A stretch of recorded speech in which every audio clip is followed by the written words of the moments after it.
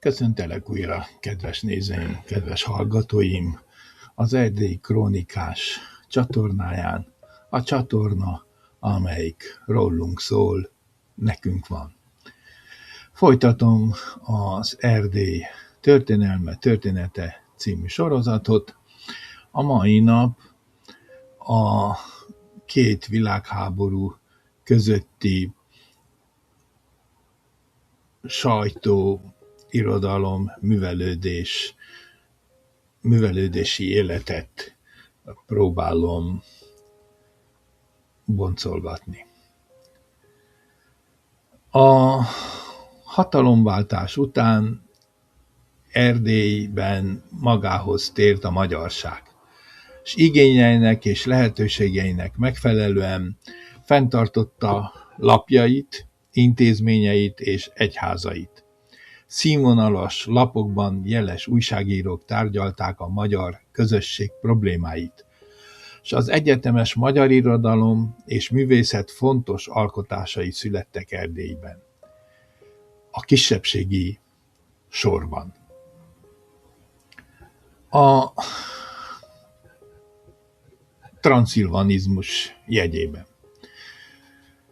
Kisebbségi sorunk ellensúlyozására az erdélyi értelmiségek megfogalmazták a transzilvanizmus ideológiát.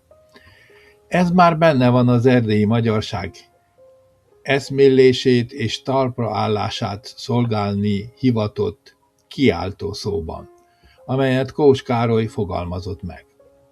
A gondolat lényege az, hogy az erdélyi magyarságot, Erdély népét nagy csapás érte az anyaországtól való elszakítással. De Erdélynek van hagyománya az önállóság terén, mert Erdély egy önálló földrajzi, történelmi, társadalmi egység, saját erdélyi tudattal és műveltséggel. Erdély három nép, a magyar, szász és román közös hazája. Sokkal több dolog köti össze őket, mint amennyi elválasztaná. A transzilvanisták az erdélyi magyarságot próbálják mozgósítani, és a kapcsolatot keresni az erdélyi szászokkal és románokkal, és erősíteni az erdélyi összetartást, mert Erdély mindig is több vallású, több nemzetiségű tájegység volt. És ez az országrész a hagyományos együttélés és tolerancia hazája. Az erdélyi magyarság körében jelentős visszhangja volt a transzilvanizmusnak. A szászokéban is aránylag, de a románok körében jóval csekélyebb, mert a Romániához került Erdélyben ők kerültek uralkodói pozícióba. Az erdélyi magyar sajtó újságírás hagyományai tovább folytak a kedvezőtlen körülmények ellenére is.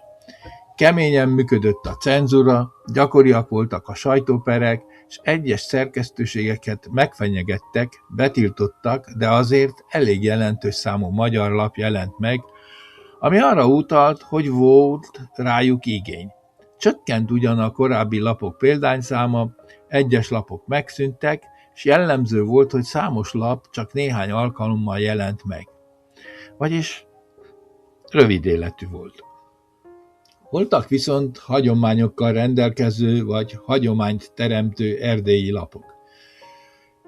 Mint például az Ellenzék, a Keleti Újság, ez Kolozsváron jelent meg, a Brassói lapok, a Nagyváradi Friss Újság, a Bukaresti lapok, a Temesvári Hírlap, és sok más.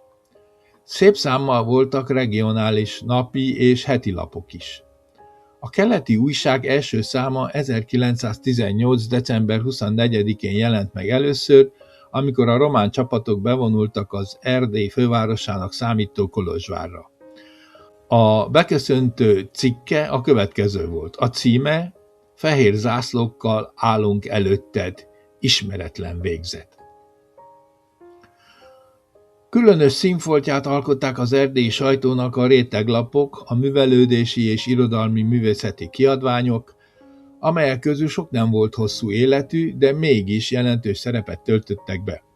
Kolozsváron jelent meg 1921-től Reményik Sándor szerkesztésében a Pásztortűz.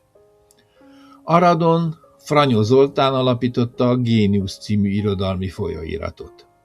Szintén Kolozsváron 1926-ban indult a nagy hatású folyóirat, a Korunk.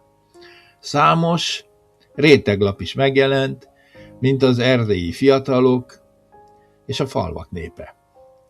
1928-ban jelent meg az Erdélyi Helikon, amely felvállalta a transzilvanizmus ideológiáját, és amely megpróbálta összefogni az erdélyi magyar irodalmárokat, és ugyanakkor megjelentési lehetőséget és szervezeti keretet is biztosítani nekik. Olyan jelentős szerkesztői munkatársai voltak, mint Ápril Lajos, Bánfi Miklós, Kunc Aladár, Kós Károly, Dzsida Jenő, Karácsonyi Benő, Mélius József, vagy Tamási Áron. Jakab-fi Ellemér 1922-ben egy bánsági kisvárosban, Lugoson indította be a nemzetpolitikai szemléjét Magyar Kisebbség címmel.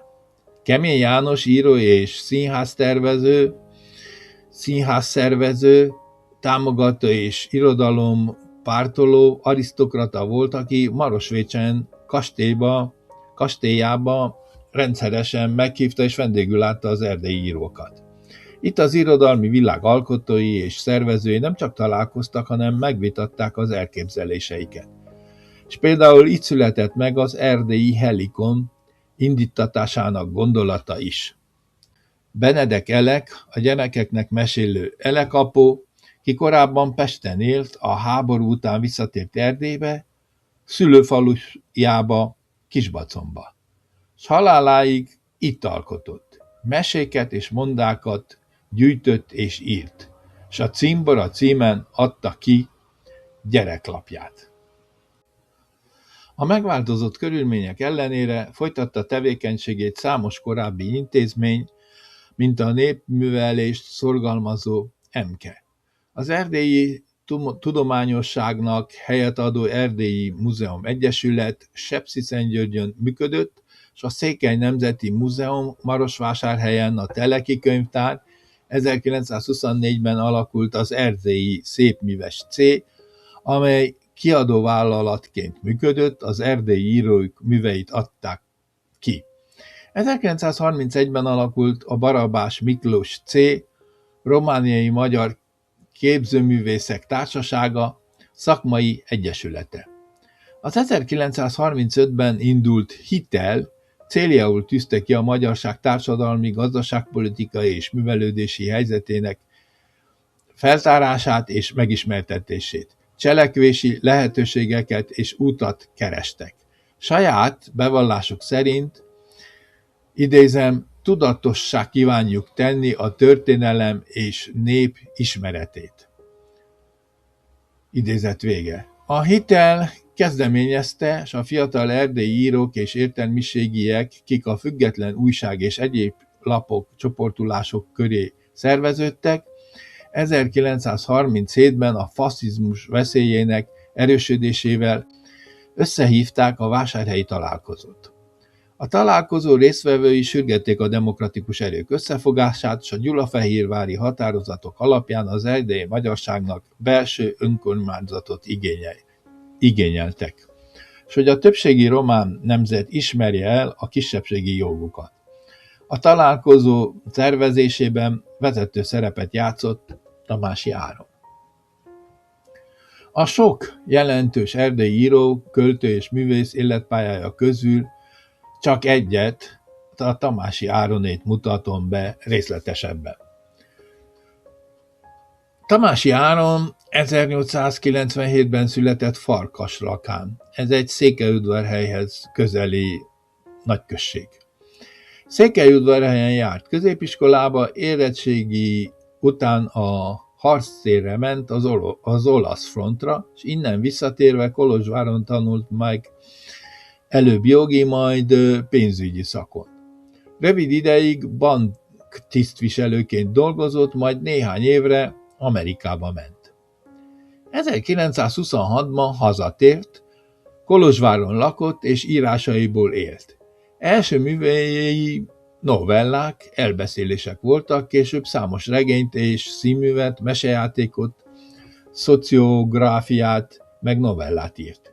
Műveinek felsorolása nagyon hosszadalmas lenne, ezért csak a legfontosabbakat említeném itt meg. Az Ábel trilógia, itt ebben Ábel a rengetegben, Ábel az országban és Ábel Amerikában. Rendes feltámadás, ez egy válogatott novellás kötet. Énekes madár, ördögölő Józsiás, vitézlélkek, ezek színművek, Jégtörő Mátyás, Bölcső és Bagoly, ezek regények, szállóigévé vált az Ábel trilógia zárómondata, ami így szól.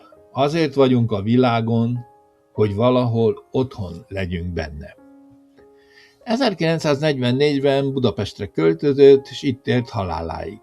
Végakaratának megfelelően szülőfalujában Farkaslakán temették el. Sírja azóta is zarándokhely Erdélyben.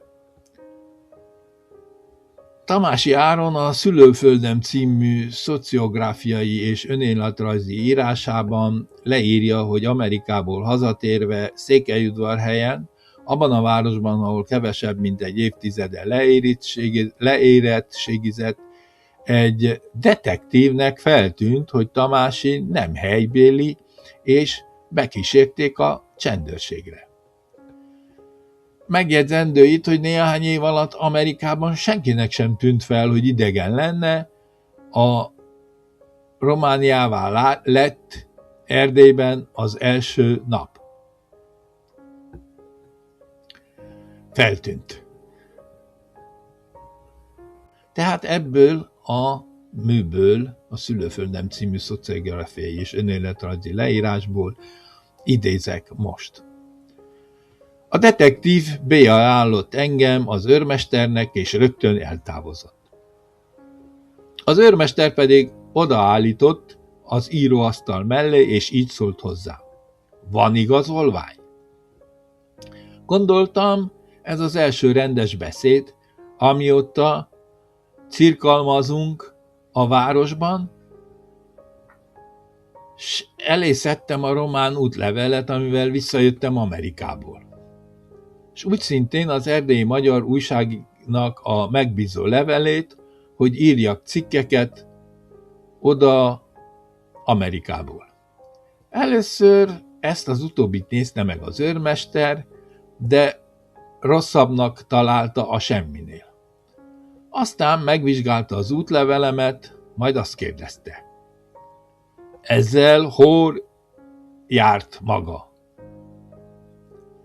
Amerikába feleltem. Egy kicsit gondolkozott, de aztán úgy döntött magában, hogy nem tetszik neki a dolog. Hát ide miért jött? Kérdezte tovább. Itt születtem a szomszéd faluban, feleltem. Erre mérgesebb lett egy fokkal, és így folytatta. Nem kérdeztem, hogy hol született maga, hanem azt kérdeztem, hogy ide miért jött.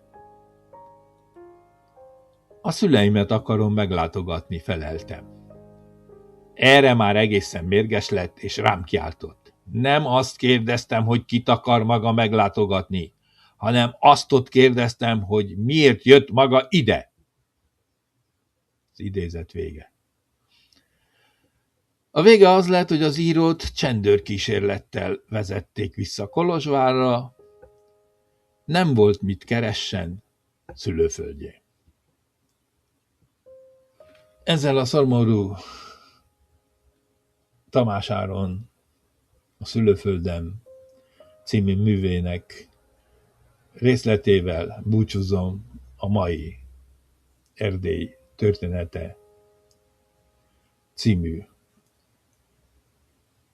sorozatom részével. De a sorozat az folytatódik. Köszönöm a figyelmeteket, és ugyanilyen szeretettel elvárlak a csatornámon a következő alkalommal is, itt az Erdélyi Krónikás csatornáján, a csatorna, ami rólunk szól, nekünk van. Köszönöm a figyelmedet. Sziasztok!